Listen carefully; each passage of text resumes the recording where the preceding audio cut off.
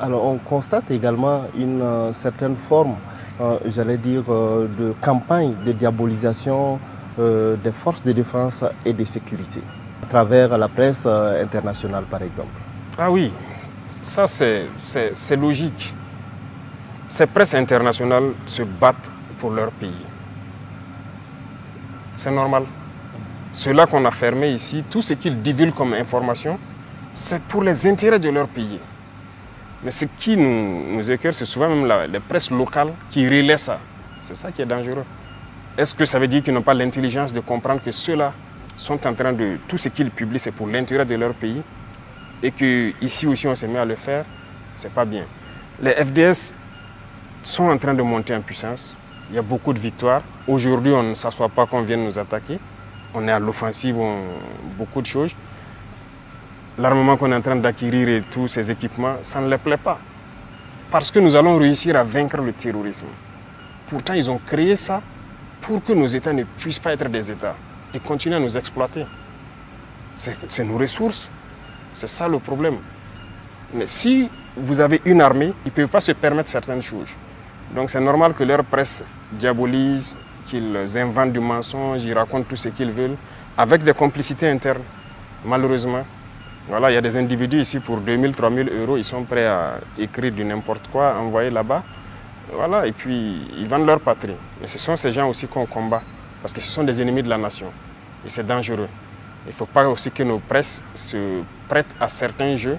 Lorsqu'ils publient des choses là-bas, nous ici on prend. Quelle est la valeur ajoutée? Quelle est votre partition dans cette lutte-là?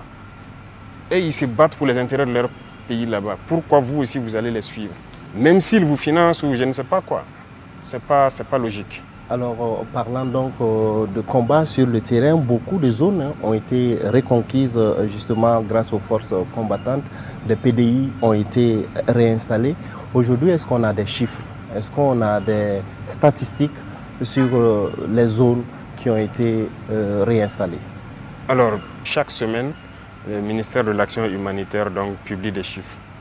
Donc, il nous envoie ça à travers le CONASUR. Il nous envoie ça en rapport aussi. Et on peut aussi constater que certains organismes voilà, qui refusaient de voir la chose, que ça évoluait, ont commencé à reconnaître effectivement que voilà, il y a du travail qui est fait. Beaucoup de villages ont rejoint et nous sommes en train de vouloir donc les accompagner pour qu'ils s'installent et pouvoir travailler efficacement. Les écoles aussi ont ouvert dans la plupart des cas. Beaucoup de routes qui n'étaient pas empruntables le sont aujourd'hui. Donc quand même, il y a une avancée significative. Des zones ont été reconquises, certes, mais comment comptez-vous consolider ces zones-là? Comment consolider? Je dirais que ça, c'est un peu secret. Je ne pourrais pas vous dire exactement ce qui est en train d'être fait, mais il y a beaucoup de choses qui sont en train d'être faites sur le terrain.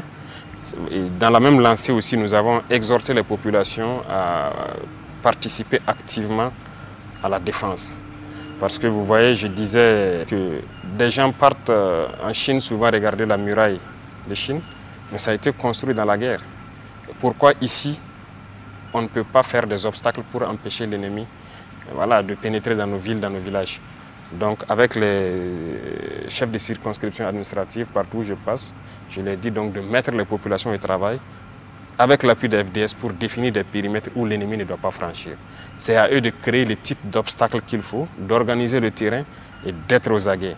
Parce que c'est des comportements que nous devons adopter. Même si le terrorisme finit, nous devons nous mettre toujours en posture de guerre pour toute éventualité.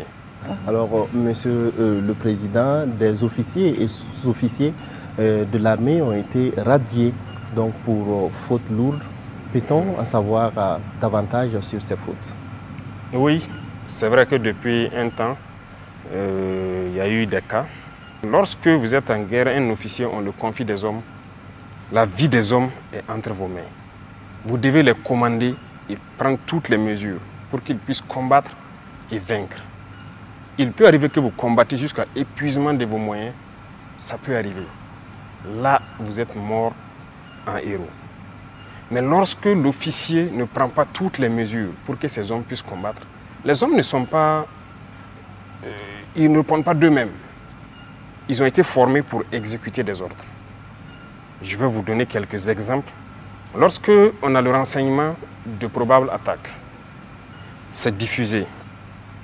On peut avoir une zone. Et dans la zone, si on a plusieurs positions, on va les dire, il est possible qu'il y ait des attaques. Nous serons à côté. Il y a les drones qui seront pas loin, en tout cas à équidistance des différentes positions. Mettez-vous en alerte. Ça veut dire qu'il faut guetter. Et ça, c'est des cours que les officiers apprennent à l'école. Le poste d'observation, le poste de guet, tout le monde l'apprend. C'est toi, tu dois placer tes hommes à une bonne distance de ta base pour t'alerter quand on voit l'ennemi venir. Parce que l'ennemi pousse souvent ses motos, il ne va pas rouler. C'est rare qu'il roule venir. Donc, tu dois avoir un dispositif qui te permet de te renseigner. Et c'est à partir de ce moment que vous alertez à l'arrière. Aujourd'hui, toutes les positions ont minimum 2 moyens de communication, sinon 3. Et on a fait en sorte que toutes les positions soient en liaison directe avec le pilote de drone. Donc, ils n'ont pas besoin de passer même par leur chef pour appeler le drone et dire « je vois ça, venez traiter ». Donc, tout est réuni. Et autour, on a fait quand même une organisation du terrain pour permettre aux gens de combattre. On veut juste l'alerte. Ok, les guetteurs ont signalé ça. Et les avions vont intervenir.